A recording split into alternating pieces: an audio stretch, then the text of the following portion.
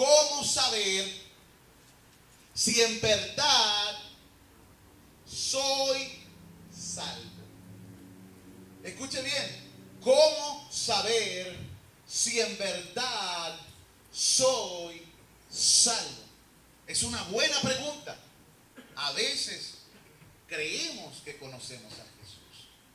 Y yo quiero en esta mañana darle 2 evidencias bíblicas que el libro de Juan presenta, aunque la Biblia tiene muchas evidencias, para que usted sepa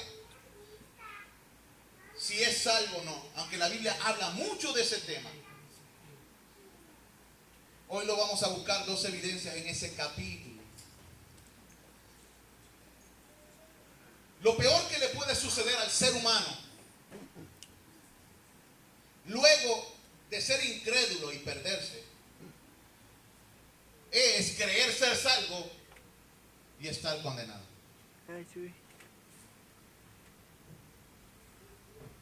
Porque uno no le interesa y cuando llega recibe lo suyo.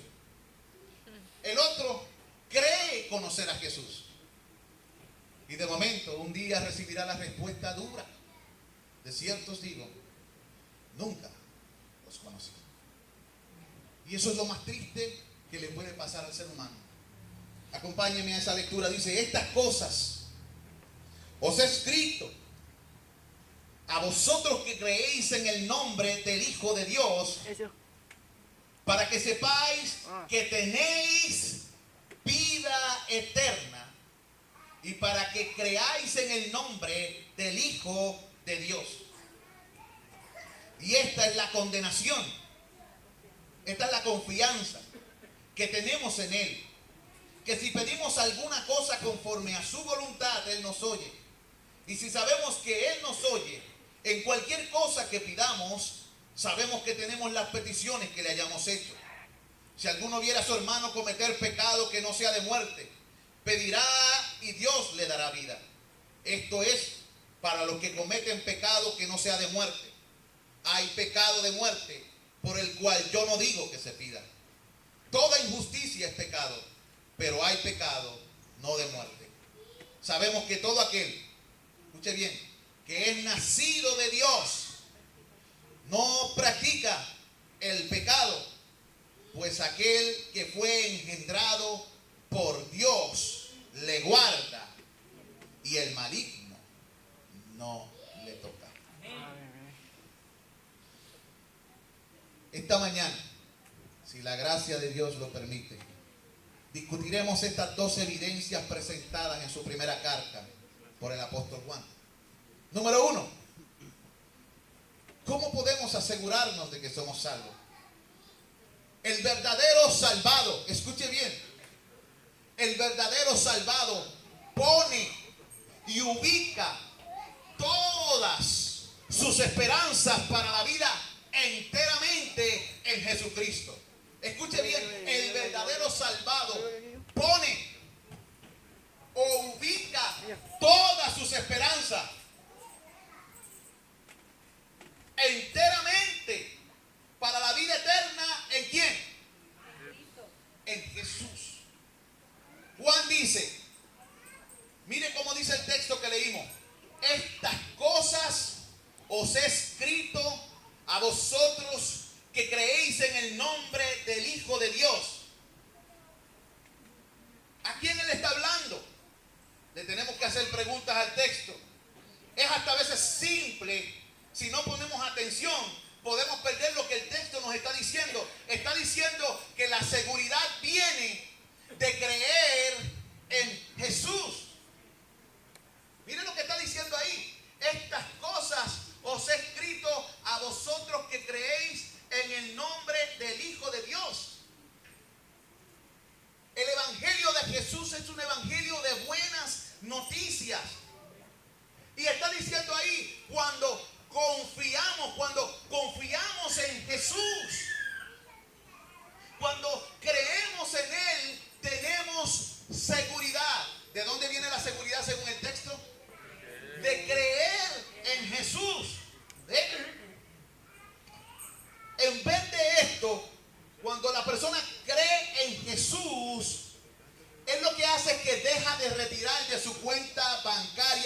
moral.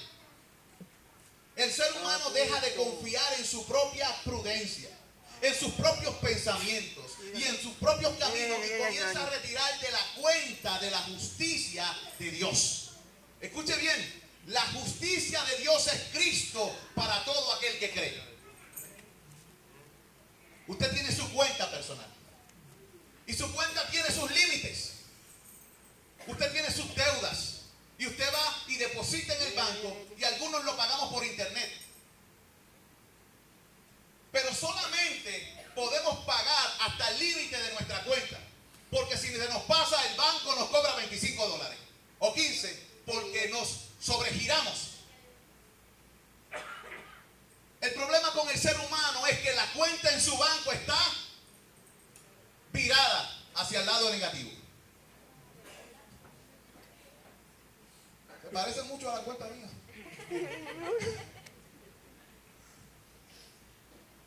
No hay mucho. No podemos contar con mucho. Pero entonces, tú eres parte de la familia de Dios. Y Dios tiene una cuenta. Y tú puedes extraer del recurso de Dios. Y el recurso de Dios es ilimitado. Y por alguna razón, cada vez que tú extraes del recurso de Dios, nunca baja. Gloria a Dios. Cada vez que usted extrae agua de la fuente de salvación que se encuentra en Dios, y dice, pero ¿qué pasa con este pozo? Nunca baja de nivel, siempre está rebosante. Aleluya. Y eso es lo que hace el que cree en el Hijo de Dios. Extrae de la cuenta de la justicia de Dios, que es Cristo. Confía por completo en la obra de Jesús, el Señor, y de lo que Él hizo cuando se puso en nuestro lugar y logró cosas a nuestro favor. Usted tiene acceso porque Jesús logró cosas para usted. Él preparó algo para usted. Está ahí, está disponible. Y cuando usted pide, pero eso es que ya está aquí. Está saldo. ¿Qué es lo que tenemos que hacer entonces? Recoger lo que nos pertenece, porque ya nuestro Señor saldó la cuenta. Es nuestro. Está pago. La palabra de Dios es clara y nos habla de la capacidad que tiene el hombre para librarse, redimirse o salvarse a sí mismo. La palabra redentor significa libertador. Por lo tanto, redimido es libertado. Y la Escritura enseña cuánta capacidad o recursos tenemos tú y yo para poder liberarnos, redimirnos o salvarnos a nosotros mismos. Si vamos al libro de los Salmos, acompáñenme al libro de los Salmos, al capítulo 49. Voy a leer 3 versículos del 6 al 9. Salmo 49, del 6 al 9. Aquí usted va a ver qué dice la Escritura de su capacidad adquisitiva, de su capacidad para comprar su liberación o su salvación. Mire cómo dice la Escritura. Salmo 49, versículos del 6 al 9 dice: los que confían en sus bienes y de la muchedumbre de sus riquezas se jactan. Ese es el problema con el ser humano. Cree que tiene poder para con Dios. Cree que él tiene algo que presentarle a Dios. Y cuando tiene poder, ¿qué hace? Se levanta su corazón y se explaya delante del Eterno. Pero mire cómo continúa diciendo el verso, el versículo 7 dice: ninguno de ellos, ¿qué dice ahí? Ninguno de ellos podrá en manera alguna redimir a su hermano, ni dar a Dios su rescate, porque la redención de su vida es de gran precio, y no se logrará jamás. Miren lo que dice el texto. Cuando usted use toda su riqueza para salvar a su hermano y ponga todo lo que tiene que presentar delante de Dios, Dios mirará eso y dará la espalda y se irá. Porque el precio de la liberación del hombre es de gran precio y no se logrará jamás. Y mira cómo termina el 8, el 9. Para que viva en adelante para siempre y nunca vea corrupción. ¿De qué está hablando ahí? ¿Cómo podrás salir de la prisión si tú estás en prisión y no puedes pagar tu deuda? Alguien te tiene que liberar. Y ciertamente no puede ser ni tu padre, ni tu hermano, ni tu hermana, ni tus hijos. No hay ser humano, ni ángel, ni criatura, ni ser viviente. Estoy hablando de los que tienen muchos ojitos. Que pueda saldar la cuenta que tú tienes para con Dios. Es de gran precio. Solamente alguien tiene el recurso. Solamente alguien tiene el recurso eterno. La Biblia dice su justicia, justicia eterna es. Su justicia, justicia eterna es. ¿De quién se está hablando ahí? De Jesucristo.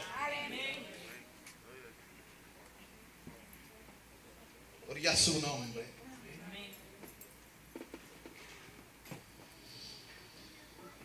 En su carta a los Romanos, el apóstol Pablo nos habla de sus hermanos, los judíos, sus contemporáneos. Vayan a la escritura, al libro de Romanos, capítulo 10, versículos del 1 al 4. Romanos capítulo 10, versículos del 1 al 4. Pablo está hablando de un pueblo que quería presentarle a Dios su propio pago. Y miren a la conclusión que llega el apóstol Pablo. Dice: hermanos, ciertamente el anhelo de mi corazón y mi oración a Dios por Israel es para salvación. ¿Por qué clamaba Pablo? Por la salvación de aquellos a quien él amaba. Y dice, decía, porque yo les doy testimonio de que tienen celo de Dios. Eran gente fervorosa, pero no conforme a ciencia, dice ahí. Porque ignorando la justicia de Dios y procurando establecer la suya propia, no se han sujetado a la justicia de Dios. Porque el fin de la ley es Cristo para justicia a todo aquel que cree. ¿Para quién es? Para el que cree. El apóstol afirma que la confianza, la seguridad y la creencia de su propia nación no era conforme a ciencia. ¿Qué significa eso? No era conforme al verdadero conocimiento de Dios. Cuando la Biblia habla de ciencia, es el verdadero conocimiento de Dios. Le está diciendo que aquellos a quienes le fueron dadas las promesas, el pueblo de Israel, los religiosos, aquellos que se creían que eran el pueblo del pacto, adoraban a Dios sin sabiduría, sin conocimiento del verdadero Dios. ¿Por qué dice eso? Porque ellos desechaban la justicia de Dios y procuraban establecer su propia justicia. Esta gente creía que era más rica que Dios. Hay gente que cree que es fuerte. Hay gente que cree que es fuerte. Son tan fuertes que no necesitan orar. Son tan fuertes que no necesitan meterse en la fuente de salvación y de la vida. son muy poderosos. Básicamente lo que el pueblo de Israel estaba diciendo es: no, Dios, lo que tú dices está equivocado. No es así, Señor, es asado. Tú no sabes cómo honrarte a ti mismo. Deja que te enseñe cómo se hace. Tal vez ellos nunca lo pronunciaron con palabras, pero cuando desechamos la justicia de Dios y procuramos establecer nuestra propia justicia y nuestro propio camino y nuestra propia forma y nuestra propia manera, escupimos a Jesucristo, escupimos al Padre y le decimos: Señor, te voy a honrar, pero no te preocupes, Dios. Yo sé que tú eres el Dios todo suficiente, pero tu obra no es suficiente. La provisión que tú hiciste no es suficiente. Yo tengo una manera que es mejor que la tuya. Dios, mis caminos no son tus caminos. Como la altura de los cielos sobre la tierra, oh Dios, son mis caminos sobre los tuyos. Así que Dios, siéntate. Déjame enseñarte cómo se hace. Te voy a enseñar cómo se te sirve a ti. ¿Cómo usted cree que Dios reciba esa ofrenda? Fíjense, ¿cómo usted cree que Dios reciba eso? ¿Se ha puesto a pensar en eso? Cuando andamos en nuestros propios caminos, cuando seguimos el camino de nuestros propios pensamientos, cuando hacemos lo que queremos y no lo que Dios demanda, eso es lo que estamos diciendo. La queja de Pablo contra sus contemporáneos es la misma queja que existe hoy contra toda la humanidad. Las personas siguen yendo por sus propios caminos y se han olvidado del camino de la justicia. ¿Se ha preguntado usted qué significa justicia? Hay definiciones que la gente busca en el diccionario. Guardar el derecho. Tiene que ver con eso, sí. Les voy a dar un ejemplo de lo que es justicia. Se lo estoy dando a las personas que están cogiendo clases de nuevos creyentes. En una ocasión Jesús se dirigía a un lugar a bautizarse. El apóstol Juan, viendo lo que estaba sucediendo, dijo: Señor, yo necesito ser bautizado por ti y tú vienes a mí. El Señor le dice: tranquilo, cógelo suave, locón, que es necesario que cumplamos con toda justicia. Si usted busca otras versiones de la Biblia, dice: es necesario que obedezcamos las órdenes del Padre. O otras versiones dicen: es necesario que cumplamos con los requerimientos de Dios.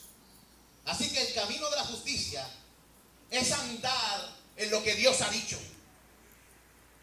Jesús había recibido un mandato para bautizarse, porque bautizarse es un mandamiento.